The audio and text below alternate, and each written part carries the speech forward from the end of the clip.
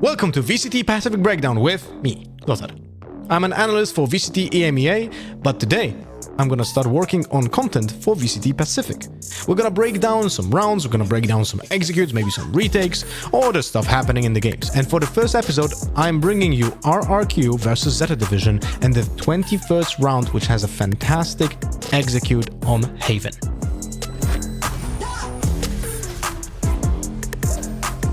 Before we're gonna jump into the actual execute, I would like to break down a little bit also the decision making from the defenders. As you can see, they are doing a gamble stack on A.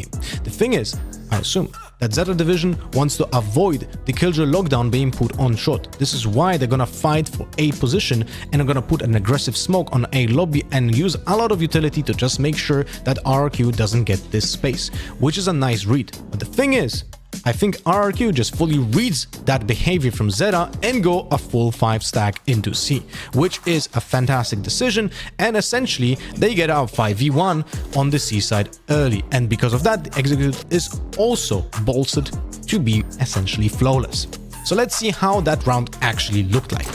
While watching this execute, please also pay attention to how fast the defenders are rotating and flanking. Omen even uses the ultimate to make sure that he can help the Killjoy, but it's already too late. The abundance of utility being used by the attackers here to make sure that they have the space is crazy. And it seems like an overkill, but there's nothing like an overkill when it comes to getting to actual post plant first. So now let's take a look how this actually is done. After the jet smoke, we're gonna see the first piece of utility that opens up the site. That's gonna be the flash on the left side of the wall from Breach. Now the thing is, Breach wants to do it on the left side of the wall because that allows to have a better angle towards the backside, so the jet can have a better understanding of where the opponents might be affected from. If we flash on the other side of the wall over here, then the player that is standing backside is not going to be affected at all, and that's the most common position when it comes to the defenders. So now after that flash, we're gonna see Jet and just dashes into a smoke on platform. This is the key piece of utility as well, because dash is used to create space and also check corners. So when the Jet dashes in, she's gonna check all of this area while dashing visually, so people will appear on the minimap if someone else is here.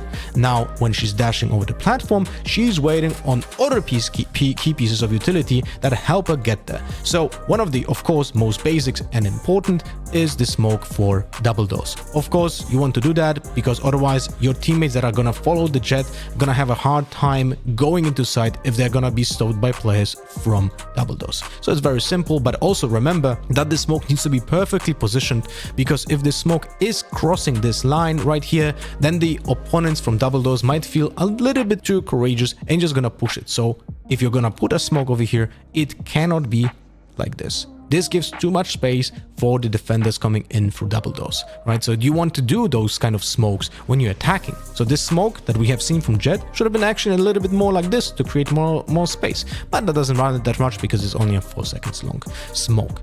But now that was the key piece, first key piece when it comes to smoking and vision denial. The second one will be for CT. It's important that it is on the left side like this of CT and not on the actual CT angle, because the Jet is trying to get space first here in this area. This is the second step of a successful execute because you're taking the space bit by bit. The first area was this, the second area is backside C, and the third area is in post plant, this position over here, so it's not really important. That's why right now the smoke is gonna be positioned a little bit more to the left, which helps the Jet to gather this space. Now after the second smoke, there's still a lot of piece of utility here, right? So we're gonna have, this is all happening now in one time. So we're gonna have a nanoswarm that clears logs, very important. We're gonna have a stun from Breach. That's not it. Here we have a stun from Breach that is made to make sure that even if someone is close to double doors behind the box, he's gonna be stunned and then pushed by Jet, who can just target him when he's stunned while she's side dashing and checking that corner. If the players that is playing backside are not affected by the stun, they're gonna go into a pull from Astra. The gravitational pull is in a spot where essentially the player backside is always in a bad position. Either he's fully stunned by breach or he is being pulled by the gravitational pull. Sometimes you're gonna see combos where the gravitational pull is literally like on the same area as the breach stun, because if someone is affected by the breach stun, he's always pulled in the middle of it. But in this case, it's more important to affect the biggest radius on the map right now. And that's why this is being focused so much on this small area on the C backside. When that is happening, Sova already used his arrow that is currently flying and waiting to land on the backside C. But before that even happens as well, Sova already gonna go into his ultimate, targeting possibly the players on C backside. Now, all of that is happening in a blink of an eye, and the worst thing for Killjoy is her first target is not the jet that dashed onto side from long. And no. The first target for her is gonna be the arrow on backside.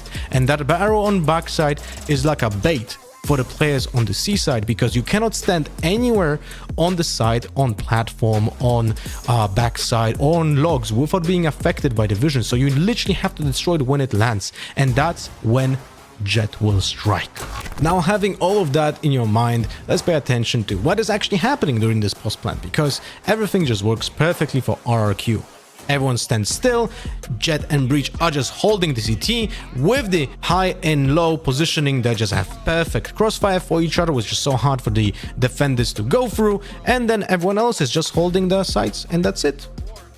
Well done, RRQ. Hope you all enjoyed this VCT Pacific breakdown with me, and see you guys next time.